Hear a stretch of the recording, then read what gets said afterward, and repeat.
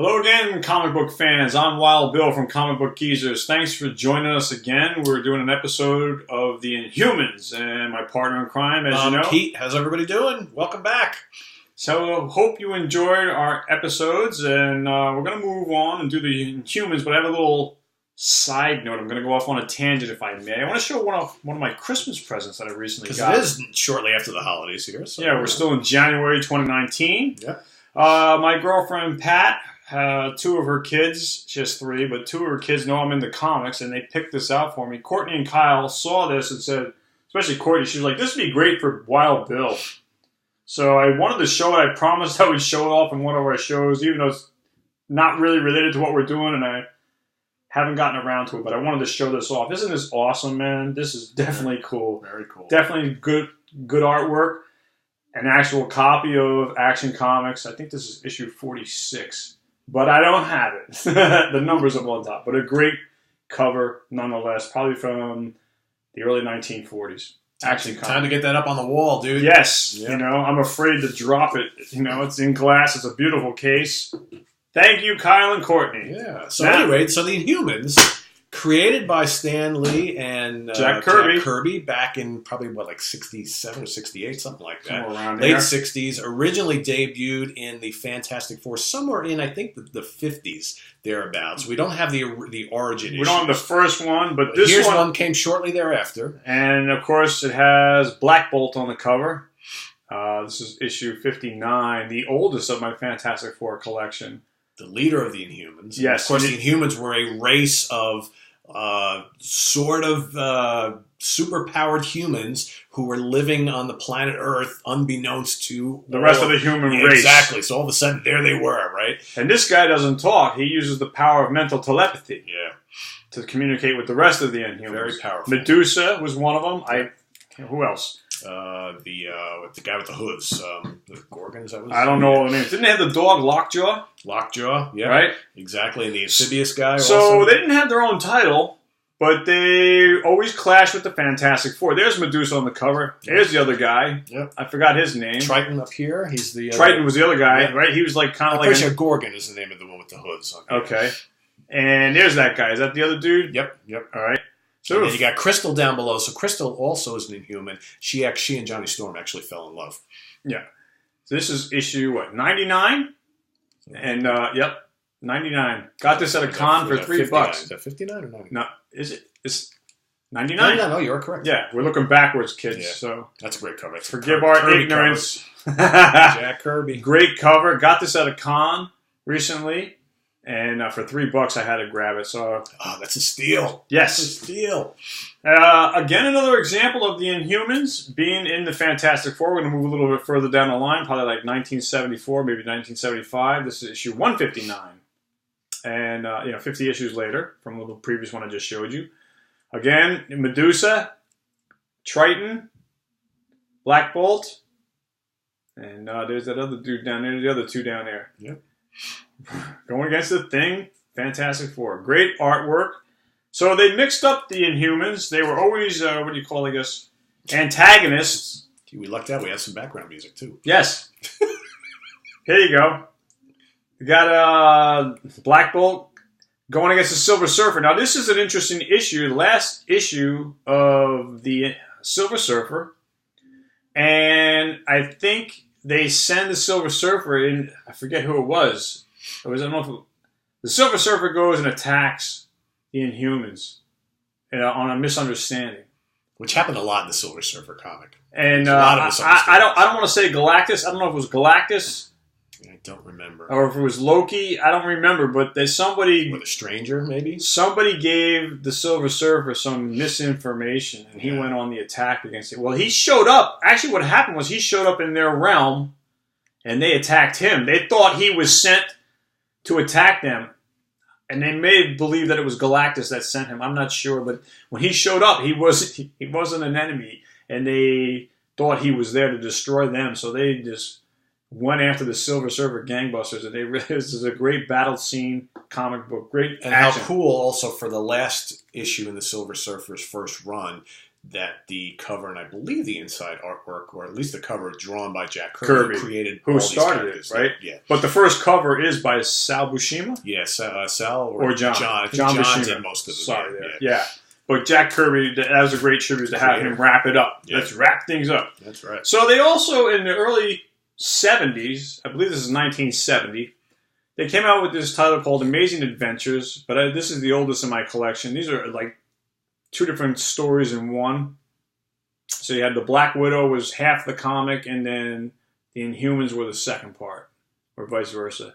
And I believe Jack Kirby did some of the artwork in these. I think you're correct, yeah. Yeah.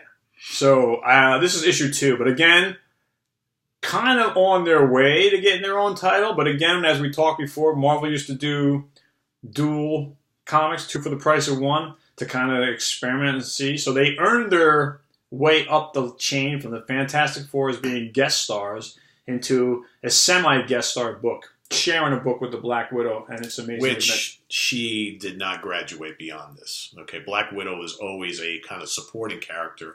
She eventually wound up in Daredevil for a while. Because she was his girlfriend, but she didn't get her own title. She never got her own title, but the Inhumans eventually did. And if you kids notice, with all those Marvel movies that are out there, look at the red hair and the black suit. She has a Russian accent. She's not a blonde. I rest my case. Issue number 6.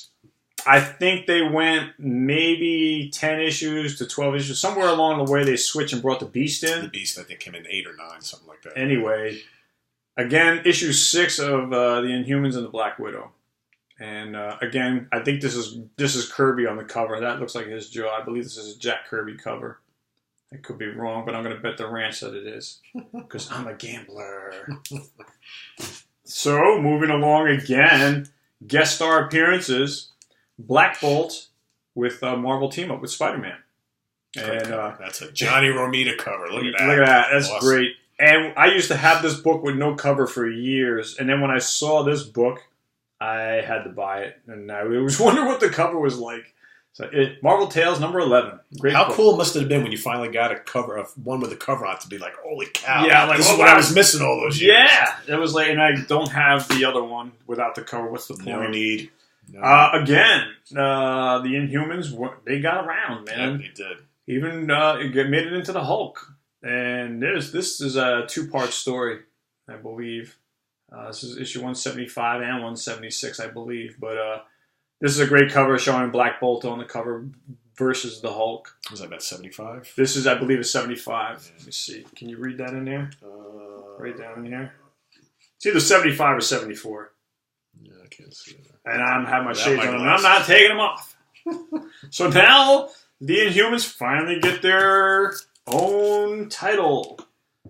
Inhumans number 1. Number 1. So now look at the difference here. Bill's copy is actually a little bit crisper in a color. I've got like a little bit of a fold on mine. And some other crap on here. Someone put a sticker on it. But a very cool cover. A lot of nice colors. Oh, yeah. Is your stick up there to green? Yeah. Yeah. That sucks when people do that, man. But still, a great copy to have. And this was right around at the same time, right? Yeah, like 1975, I'm going to say. Yep. Or 74. So the Inhumans didn't go very long, maybe 12 issues. Yep, so here's number 2. Great action covers. Yeah. Still 25 cents. And a popular team that just, never... What's their next one? Yeah, you're up. Yep, number 5. Number 5. I think I got this one at a con for $1. And, of course, I'm assuming that's Black Bolt's brother there, who's always up to no good. Yes, that was his evil twin. Yep. In fact, going back to the Silver Surfer issue, it was this guy they thought sent the Silver Surfer to attack. Maximus. That's it. Yeah, he was. They were like, kind of like Loki and Thor. Yeah. Maximus was no good. That's what it was. The Silver Surfer showed up and they thought it was Maximus that sent them. Yeah. Now it's all coming together. Issue number 7. I think this one I got for $1 also. Can't beat that. No. Great artwork. The Inhumans, kind of far-fetched story, but again, lovable characters. Yep. And they, like I said, I think they only won 12 issues. So I got. So what do you got next? Number 8. I always like this cover here. So all of them kind of rampaging. Yeah, that's a good charge forward. Yep. Let's go, troops! And Black Bolt, the leading the Inhumans on the attack. Great cover. I love the use of yellow. Yeah. in the background art, which is definitely cool. What else you got And there? then we got number 10 is the last one that I have. Oh, Black Bolt is kicking ass on there. nice.